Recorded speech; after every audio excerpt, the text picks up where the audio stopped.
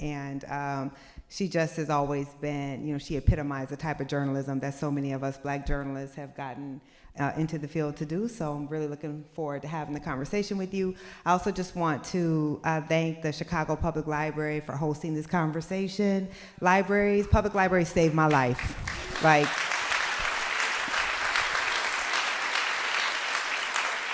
public libraries, along with public schools, are one of the last few truly democratic institutions.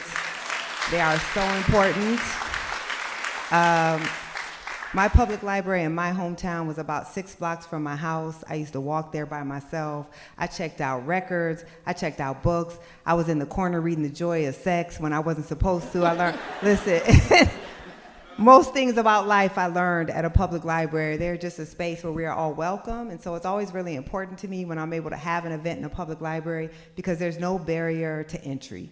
Everyone knows you can come into this public library, you can hear any speaker who comes here, you can engage with anyone, and I think that's so important. So thank you again for all the work of the library for putting this together, and I know you all support your Chicago Public Library as well. And the last thing I want to say before I answer your question is I truly do think of myself as an adopted daughter of Chicago. I grew up about 4 hours from here. I'm in Chicago all the time, at least once a month. Natalie always tells me I need to just get an apartment here, but I'm not trying to pay taxes to your city, so I pay enough taxes in New York. I can't pay taxes here as well.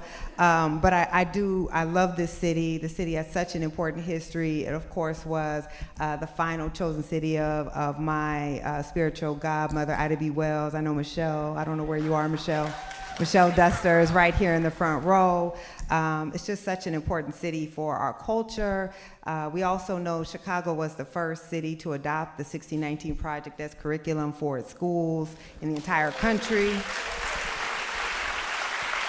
And of course, as we saw all of these book bans arise because they were afraid of the 1619 Project, Illinois was the first state in the nation to pass an anti-book ban law. So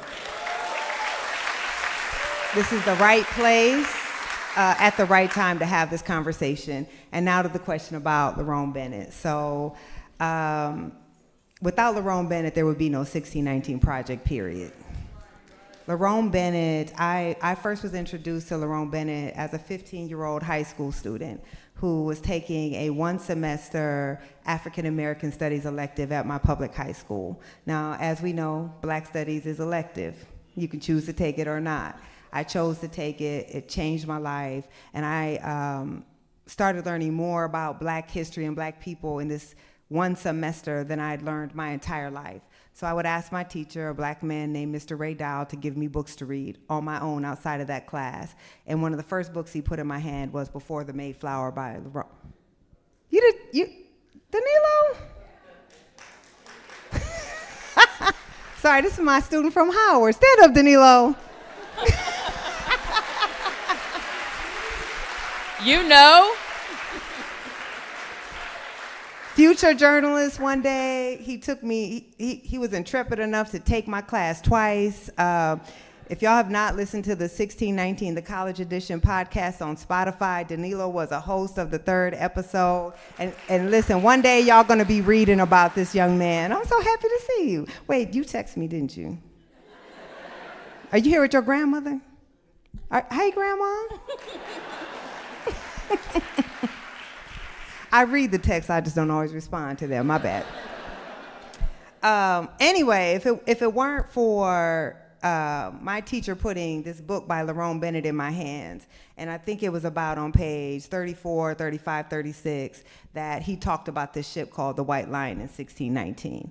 And I remember reading these lines that he wrote about this ship that came a year before the Mayflower, and how all of us learn about the Mayflower in 1620. Because that's the story that glorifies America, right? That's the story of freedom, of people, white people who want religious freedom, who leave their land. And so we love that story. But he said there was another ship that came a year earlier, and that ship was called the White Lion. And those folks on that ship didn't choose to come here. And those folks were going to endure the opposite of freedom. And so that story had been erased. And as a 15-year-old, my mind just, it was like an explosion of realizing in that point that what they were calling history wasn't history. Because the Mayflower happened, but so did the White Lion. But they only taught us about one of those ships. And I realized they only taught us about one of those ships for a reason. So I like to say that book was on a long-term loan, because I've never given a book back. Now, I did ask Mr. Dial in 2019 when the 1619 Project came out, did he want his book back? But he was like, you can keep it. But I also think, great teachers know when you give a certain thing of knowledge, you don't expect to get that back. That if somebody keeps that, it means that is a transformative text. And I always say that Lerone Bennett provided the template, right, for what I wanted to do, because he wrote history for a common reader. He wrote history in Jet magazine and Ebony magazine. He would take this history and he would write it for regular, everyday people who wanted to understand a country that the history they've been taught didn't explain. So it is hard to overstate the impact of that one book. And it's kind of beautiful because I kept that book since I was 15, and I can go back now and look at what I highlighted in the book. I can look and see like what stood out to 15-year-old Nikole when I was just a baby, who was starting to understand that this whole world of knowledge existed, and then one day would produce something in the model of what Lerone Bennett did. And of course, Lerone Bennett being such an important son of Chicago. I don't know if you were taught this, but in journalism, we are sometimes taught that we are the first draft of history. And so picking up on what you said about Lerone Bennett being the template for what you wanted to do, can you talk about journalists being at the front line of democracy and what the role we have compared to historians is? Yes. I always tell a really bad joke. Are there any historians in here? We see one right Okay, there. don't be offended. It's a joke, kind of. I always say, so history was always my first love. I loved history since I was a nerdy-ass little girl who would watch, documentaries with my dad, who would read history books, because history was very calming to me, because history explained a world that wasn't making sense based on what popular media was telling us, what I was seeing. So I always loved history, but when I was deciding what I wanted to do as a career, I didn't choose history because I wanted people to read what I wrote. Bad joke. It's a bad joke. I read history. But, the difference is, as a journalist, I knew that I could write about the past, but in a way that was explaining the present. And that I wouldn't just be looking backwards, but hopefully that my reporting and my writing could change the society moving forward. And so I think that's always a critical role that journalists have played is to me, the best journalists are always reading history. They're always trying to understand, not just reporting on what's happening right now, but what built it, what led up to it, what were the decisions, the policies, the actions that led to where we were and where we are. So I think that's always been critical, because as we know, they often say that journalists write the first draft of history, but journalists often get it wrong. And journalism is being written through a particular lens. So, for instance, why is the black press so important?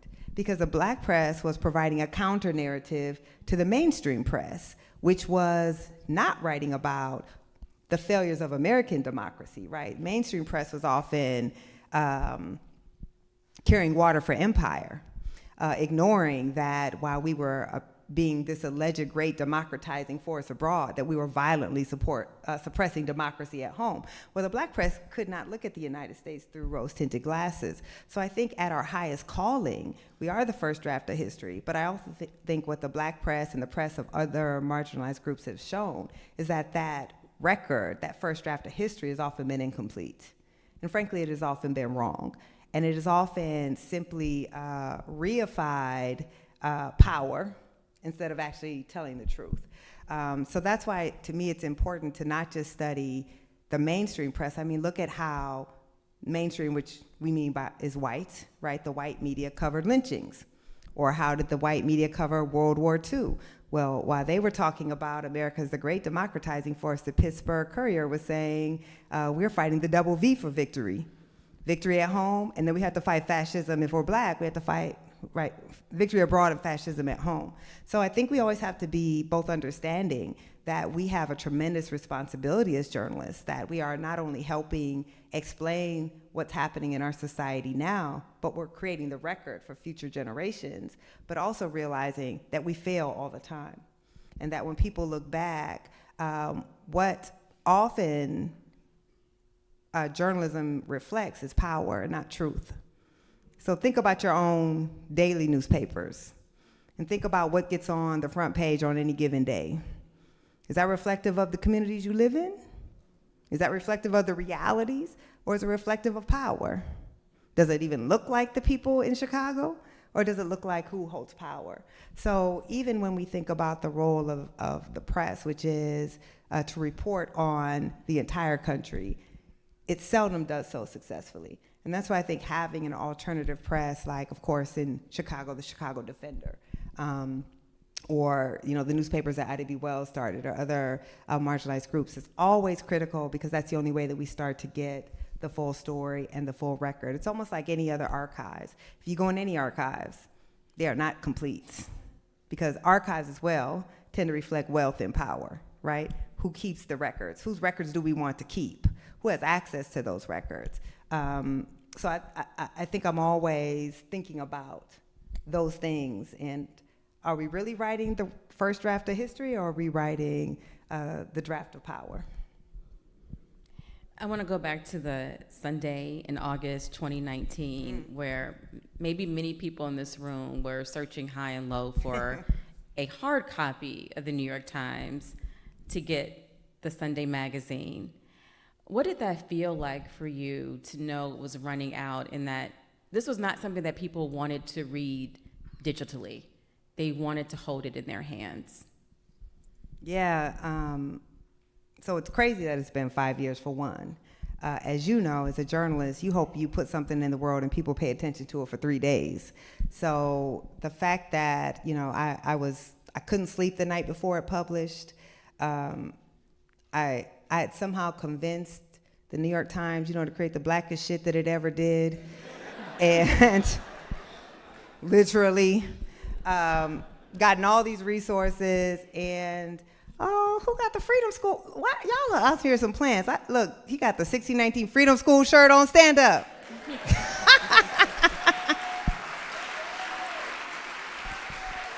Okay. I see you. I'll tell you about the Freedom School later, but look up 1619freedomschool.com. So I was so anxious the night before, because I knew what we did was important, right? This was an entire project at the Times trying to mark the 400th anniversary of American slavery, a date we had willfully forgotten, right, as a country. Most of us did not know the year 1619. We didn't want to talk about how slavery began in what would become the United States 150 years before the American Revolution, that slavery was foundational, that it predated almost everything in the country. The English landed at Jamestown in 1607, and in 12 years, we're already engaging in African slavery. And yet most of us were not taught that fact. Or if we're taught it, we were taught it as if it were, marginal, an asterisk. Like, a couple people on the side did that thing over there, but it really wasn't foundational to the country that we built. And this was a project that was arguing that 1776 is not our actual origin. That if you want to understand the United States, the origin is when we begin slavery, not when we start talking about ideals of freedom, but when we begin the actual practice of slavery. So I didn't know if anybody would want to read this thing, right? It's like tens of thousands of words on slavery in a country that willfully does not want to deal with the history of slavery, that has intentional amnesia about these things. So would anybody care? I didn't know. And then I wake up, so I sleep, you know this about me, I go to bed at 9:30 at night. Like, it's almost my bedtime. What time is it?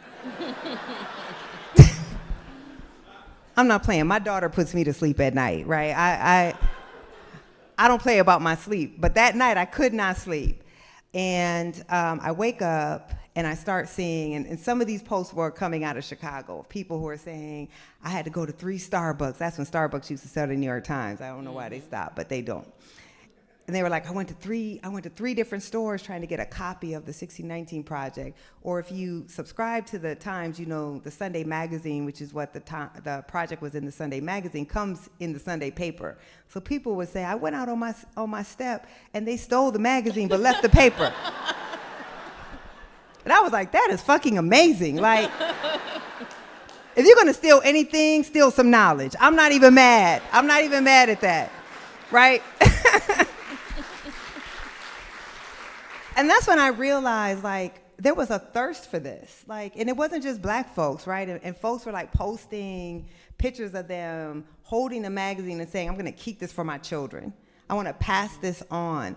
And I think it was the seriousness that we took this subject. It was that this wasn't, if you haven't read the project yet, people call it a history, but it's actually about America today. Every essay is not just talking about what happened 400 years ago, 300 years ago, 200 years ago. It's saying the society you live in right now, almost everything, right? The traffic in the loop, racism, slavery. Name one thing in America, I promise you I can connect it to slavery. Am I right, Danilo? Okay. So it really is about the society right now and saying the history we've been taught doesn't explain it. The history we've been taught is a lie. And it leaves you confused. Because when you learn that history, you don't understand January 6th. But if you learn the history of 1619, all that shit makes sense, right? And I realized that so many Americans of all races were ready to be more truthful about their country, that they wanted to understand. And of course, I couldn't predict everything that would happen after, but I like to spend time just in those kind of euphoric moments of realizing that you could write something serious. Print matters, right? We're in a profession where they say print is dead, and yet folks didn't want to read that online. They wanted a copy, they wanted to keep it, they wanted to leaf through it, they wanted to hold something real in their hands, and they wanted to grapple honestly with our original sin. And I think we're still, 5 years out, you look in a room like this, and you look at everything that's happening in our country, and you realize why that grappling is so important.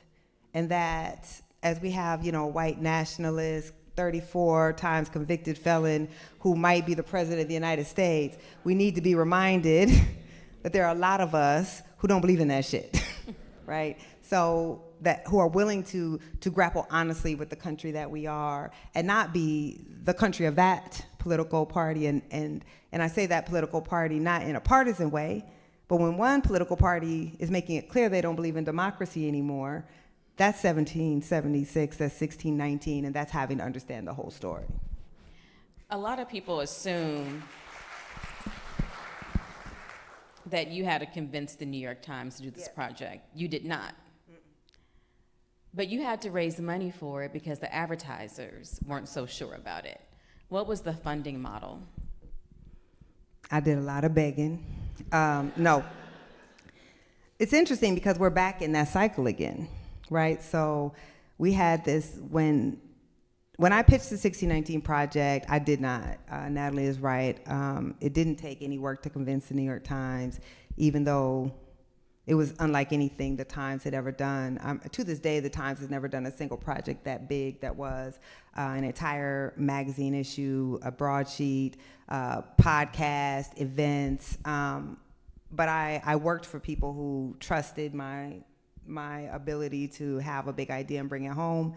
And I had proven myself. My students would tell you, I talked to them about making yourself undeniable.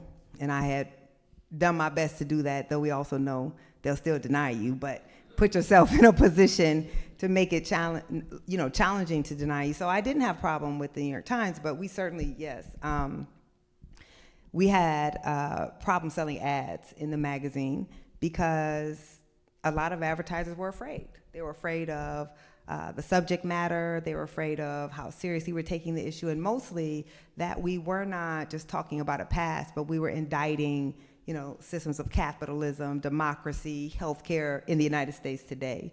So it got so bad that the editor-in-chief of the magazine, Jake Silverstein, who from the beginning supported the project, was like, we'll just have to give away ads to HBCUs or anyone, because we're going to print this magazine even if we don't sell any ads. And I think we're in a similar place right now, right? So the project published in August of 2019. Of course, George Floyd is killed in the spring of 2020. We go into the racial reckoning, and then everybody, all these corporations, everyone acts like all of a sudden Black Lives Matter. They're going to invest in Black people. Now, those of us who do this work knew we had about 5 minutes. Right? Time's up. We knew we had 5 minutes. You better get as much as you can get done, as much resources as you can get, because the American attention span to addressing the legacy of white supremacy, slavery, Jim Crow, racial apartheid is very fleeting. Folks get tired real fast, and we're in that period now. And so it actually reminds me, I'm like, I would not probably be able to sell ads for 1619 now. As much success as the project has had, I probably would have a hard time. Because in truth, power doesn't want us to grapple honestly with this history, right? Like regular Americans of all races want to better understand, but power uses this false understanding of our history to justify its power, to justify the inequality, to justify how you can be a billionaire who, just because you think it would be cool, can go to the moon, while an Amazon worker can't even make enough money to feed his family.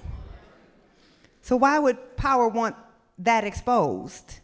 And this idea that, the reason they can keep their power is we have been convinced that capitalism is the freest system, the greatest and freest economic system in the history of the world. So if I'm poor, it's just because I don't want to work hard.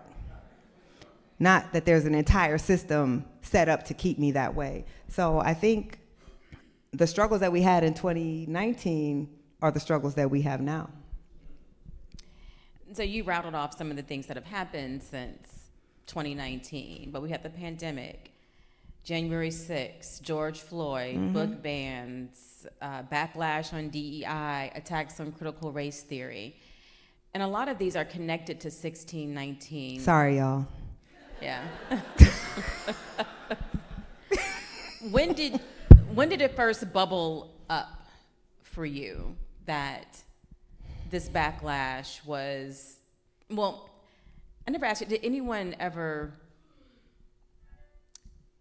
I forgot the This guy's baby said, name. I am so bored. It's okay.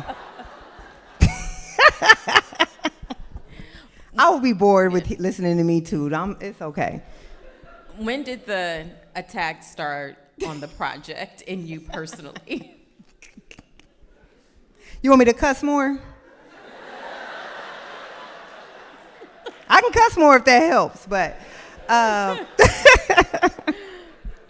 remember when my mom used to drag me to stuff like this. I would be so mad. So I'm not even, but some of it soaked in, even though I was bored. Some of it soaked in, so hopefully some of it will soak in. What was the question? Oh, yeah. So the attacks, okay, so I knew there would be attacks on a project, right? Like, if nobody attacked the project would have failed. Because if I told a comforting, comfortable story about the United States, and why was I even creating the project? I wanted to unsettle the established narrative. I wanted to discomfort us. I wanted to challenge how we thought about America, and particularly how we thought about America as an exceptional nation and how we thought about Black people as a problem. So that's why the project existed. So I knew that there would be pushback, and when the project first published, there was typical right-wing outrage, normal. It lasted, a week or so, then it went away.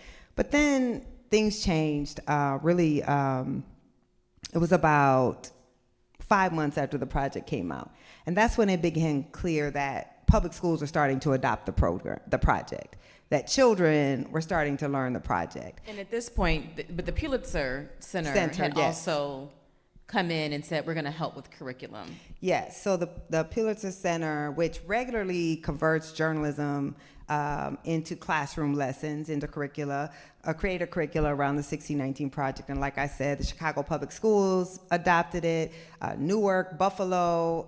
You started to see all across the country, even in very white states and white cities, teachers using the 1619 Project to supplement their curriculum. And that's when you really saw these attacks coming forth against the project. And they started as kind of a small group of historians who were critiquing the project, but also trying to discredit the project. And then the right wing, it just got out of control. And you saw everyone from, President Trump at the time, who was invoking your name. I mean, that was the greatest moment of my life, frankly, because if President Trump doesn't like your shit is right. Like that's...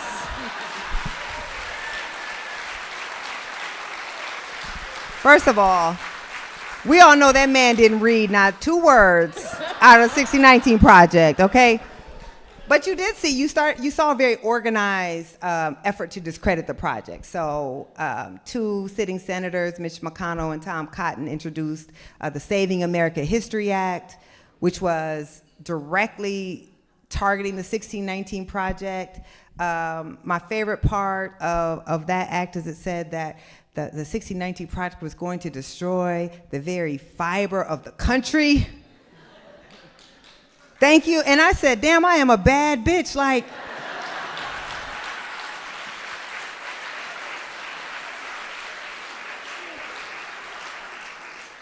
if you can produce some words on paper that can destroy the entire foundation of the country,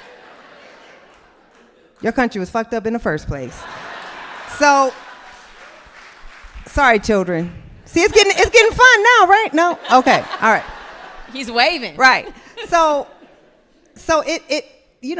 they started producing these like legislation against the project, and the 1619 Project was introduced in both of Donald Trump's impeachment trials, oddly enough. It was like litany of like anti-woke buzzwords, 1619 Project.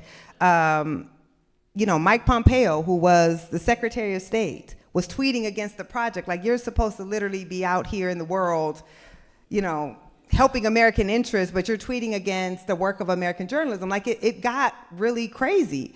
The first Black woman Supreme Court justice was forced to disavow the 1619 Project in her confirmation hearing. And that's when I realized that, we know the power of what we do. This is why we became journalists. We understand that people who control the narrative hold the real power in any society.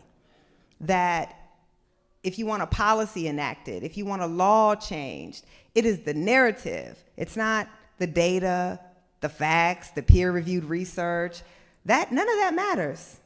It's what narrative can you build to convince people that this is the right thing to do. And what I realized was that they were afraid of the power of the shift in the narrative that decentered these elite white men who owned the ancestors of many of the people in this room, who decentered this narrative of American exceptionalism that was used to justify not just inequality against Black folks, but inequality in general.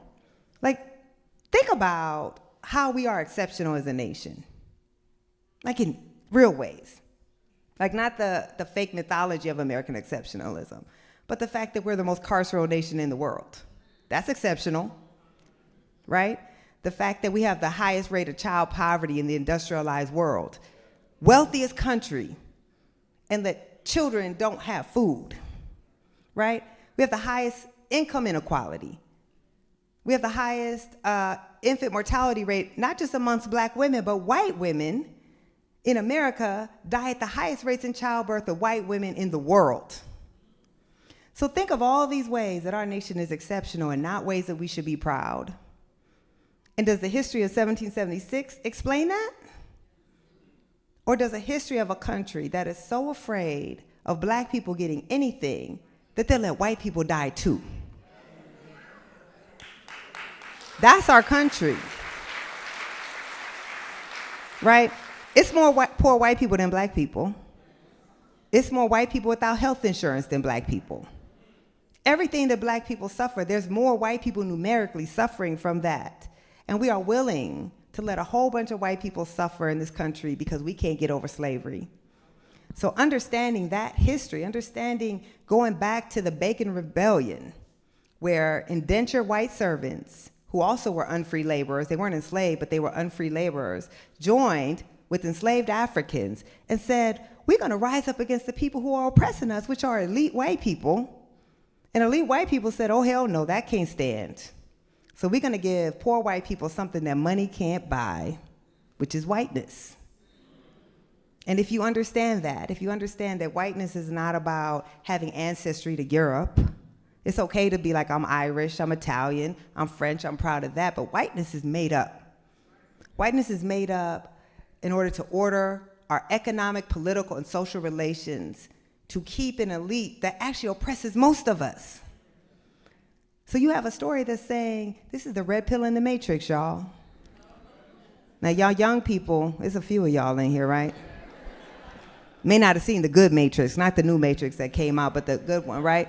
But it's understanding that we live in a society that has been constructed, that everything we see has been built, which means it's not natural, it's not normal. We don't have to have these rates of poverty. We don't have to have a society where if I have a child, I have to go back to work the next day because our country won't help me stay at home and take care of my child. That we don't have to have a society where whether I can go to the doctor or not depends on if my job wants to give me health care. We don't have to have that society. It is a choice. And when you realize that it's a choice, when you realize we can have the Miracle Mile and yet it's a whole tent community living on the street in Chicago with all this money, that these are societal choices. When you understand the construction of that, when you take the red pill in the matrix and you suddenly see someone has ordered this existence in this way, there is power in that. Because the power says we could choose something else, right? We could take over the shop. We can build an America where everybody has enough because there's enough for everybody to have enough. So why would power want us to have that understanding? And that's when I realized that all of the people who were lining up against the project were people who do not want us to have a better understanding of America, who want white folks to think their enemy is black folks, right? Who want us to think that it's the immigrant coming here trying to get a better life that's the problem, and not a man who can run a company where the working person has to pee in a bottle because you don't give me a lunch break, but I can go to the moon because it's fun. So who's the real adversary here? So I think, sorry, y'all, I know I went on a whole different tangent, but listen. Natalie knows this.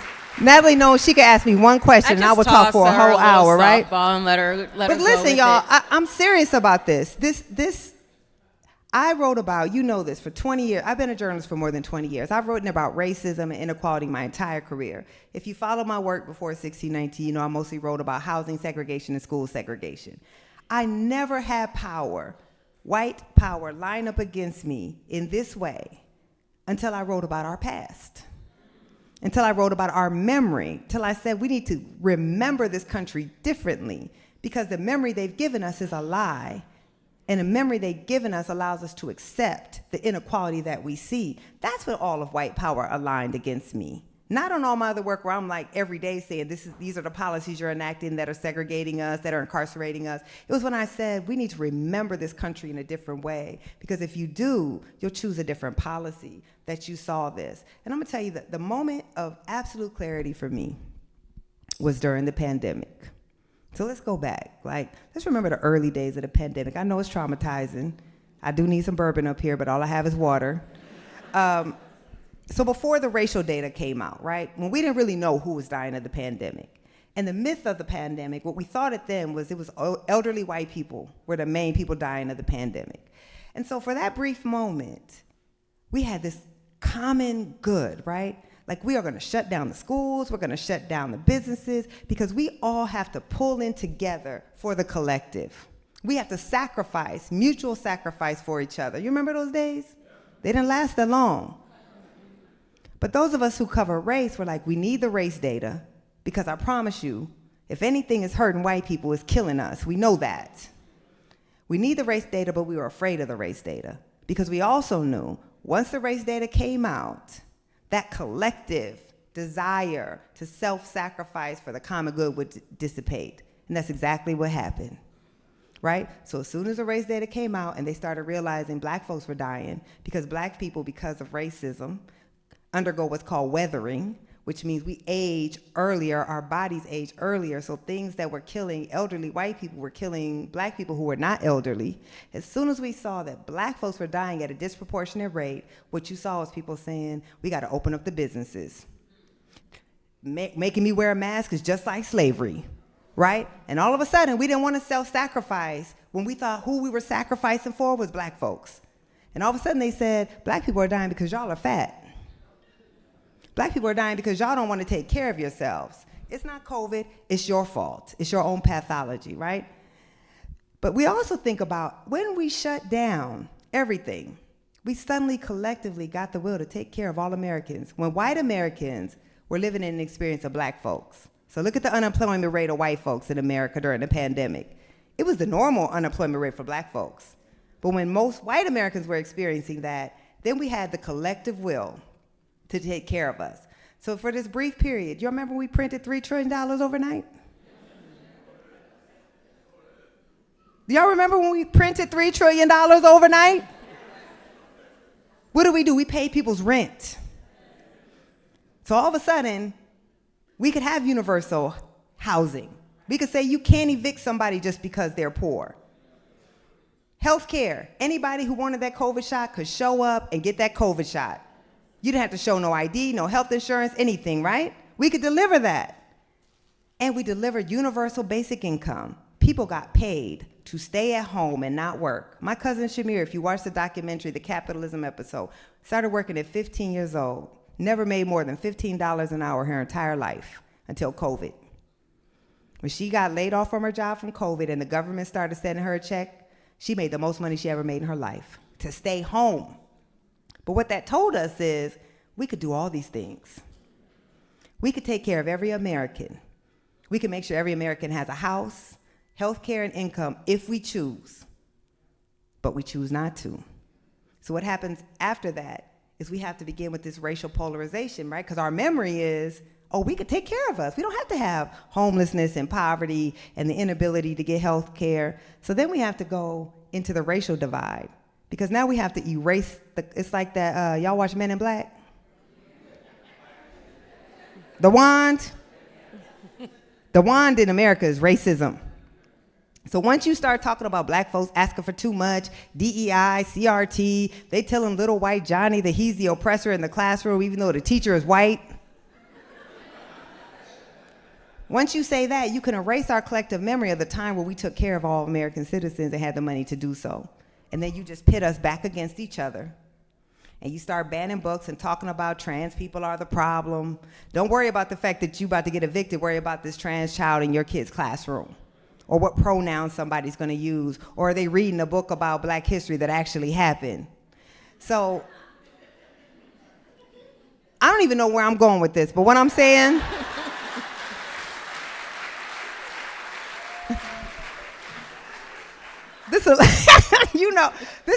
Listen, we understand they attack the people who write the narrative for a reason because they want to control the narrative. Because if you control the narrative, you control the policy. There's a reason why, even today, everything that Trump did, everything we know about this man, half of the country is willing to vote for him. Half of this country is willing to vote for a man who said, I don't believe in democracy, who's openly white nationalist, who's been found to have sexually assaulted women, who's been found guilty of felonies, all of those things, and half of the country will vote for them because they have been convinced of a narrative. There is a power in the work that we do, and we understand that. And that's why you saw so much power aligned against the project. And I would be proud of it, except I'm scared because I don't think we're winning right now. You know, we only have a few minutes left. And We do? Hold on. We going till 8, y'all. Just play it. I do think it's important. Got 3 minutes. Yeah, like, you know, people see you on stage as a bad bitch. And, yeah. But I also think it's important for you to talk about the human side of this work and how you take care of yourself. And these constant attacks, like, it's still damaging, and I don't know what adjectives you use, but democracy is at stake, and this is a proxy for a lot of this discontent that's out there. And so how do you keep doing the work, keep talking about the work in the face of that kind of very personal and damaging backlash? I was gonna tell a joke because I don't like to feel real feelings, but I'll be honest. I mean, honestly, the reason why I tell so many jokes is, as y'all know, when life is hard, the way we survive is through humor, or trying to make it light, or trying to find a way to cope. But listen, it's not been an easy 5 years. How many of y'all follow me on Twitter? So y'all know I'm better, right? Yes, I would be like, girl, do not get off Twitter today, please. Don't text those people. Listen, tweet those people. You can tell where I am emotionally by how my Twitter presence has changed, and I mean that seriously. Like I had time. I don't care if you have 5 followers or 5 million followers. I had time. Don't clap. That wasn't good.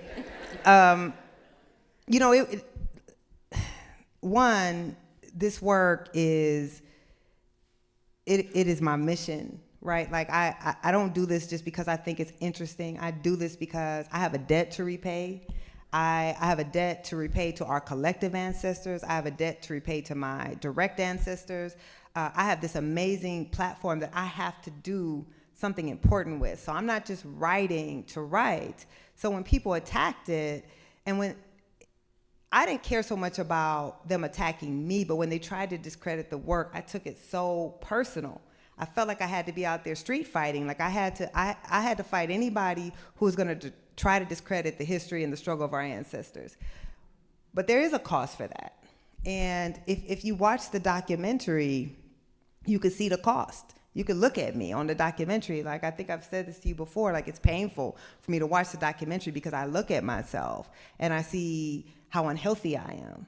I see the stress in my body, in my face. I see it from every angle. Try watching yourself for 6 hours from every angle. It's very humbling. And I just realized that while I in my head was like, it's not getting to me, it was.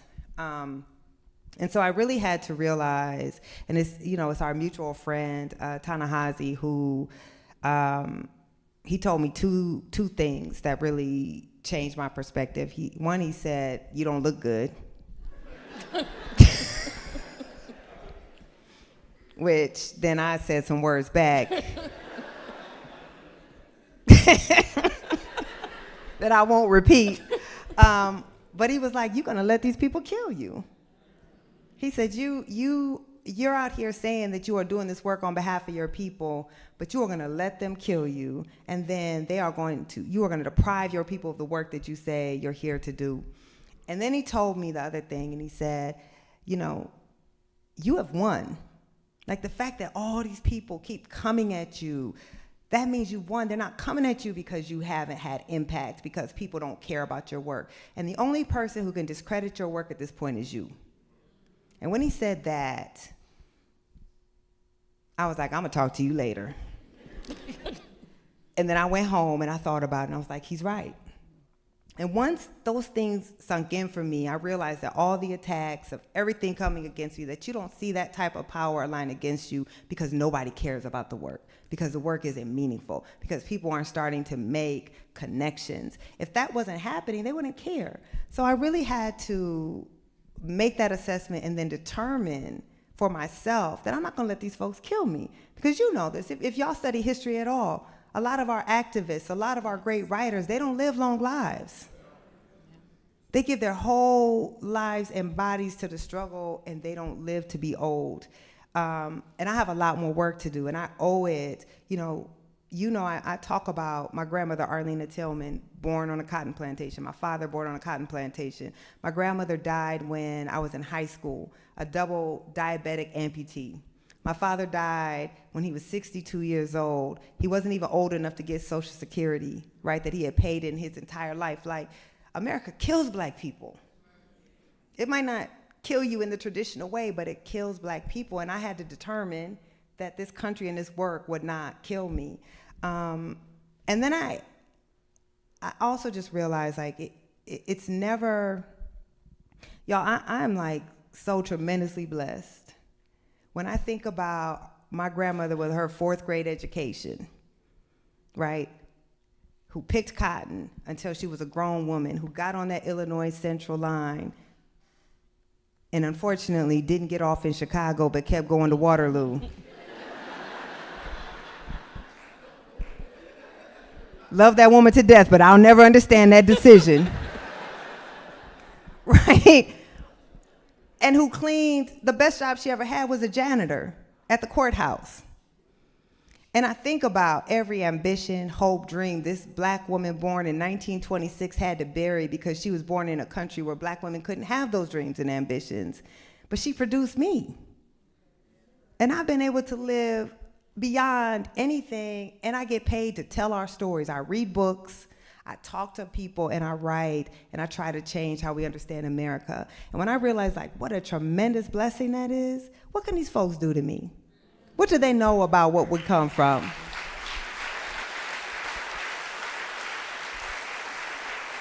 So, it's an understanding that and, like, tapping into that ancestral strength and realizing I can't sit up in here and be sad and woe is me about my life. We don't live like most of our folks. I go home to folks who don't live like me. My people work in the Tyson chicken processing plant. Like, that's what I go home to.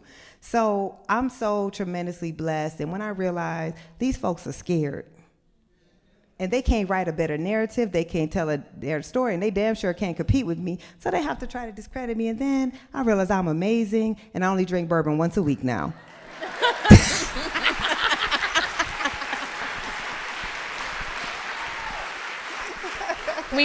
I just wanted you to say one quick thing, because you mentioned the guy in the shirt. Can you just, like, in 30 seconds tell us about the Freedom School? Yes. How you get the shirt, bro?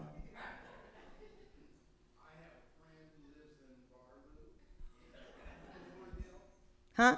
Of course I know Lori. She's on the board. Oh, okay. Well, turn around so they can see the shirt.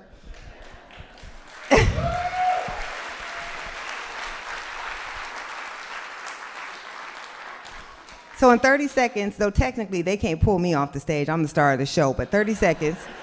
The 1619 Freedom School is a free after-school literacy program that I started in my hometown of Waterloo, Iowa. We take students who are the most behind in reading, students who they say can't succeed in school, and we give them free tutoring from certified teachers, and they learn literacy through Black history. And we are closing the racial achievement gap in the hometown. Of everything that I've done in my life, nothing am I more proud of than to go in that school and see these beautiful Black babies that everybody has given up on, who are reading and loving reading because all they needed is the same thing that every other child needs: somebody who believes in them, nurtures them, and gives them the resources. So, if you leave here inspired and buying my book is not enough money that you want to spend, please feel free. We give every student in our program gets a take-home library. They get a library of more than 32 books and a bookshelf that we build for them and they can put in their room, because we understand not only do we want reading to be for work, we want reading to be for fun. So if any of you want to give, to donate to giving our children their libraries, that would be amazing. But in general, we're also, I know you said 30 seconds. How many seconds was that? Okay. 2 minutes. The last thing I'll say, y'all know this. There are Black folks all throughout small towns in the Midwest. Whenever they talk about the Midwest and the real America, they're not talking about us, but we're here. And so I'm in one of those towns. My hometown is one of those towns, and it's hard to get resources to small towns like that because nobody pays attention to a place called Waterloo, Iowa. But we need those resources, and I realized I could bring resources to to a place like Waterloo because of my name and my platform, but there's all kinds of communities that need those resources as well. So we just opened a pilot for open source curriculum. The curriculum we've created, we're going to make free and available to any community, anybody who wants it. So go to 1619education.org and you can get access to the curriculum once it publishes. Thank you. Thank you. I'm going to turn it over to Jennifer. One more time for Nikole.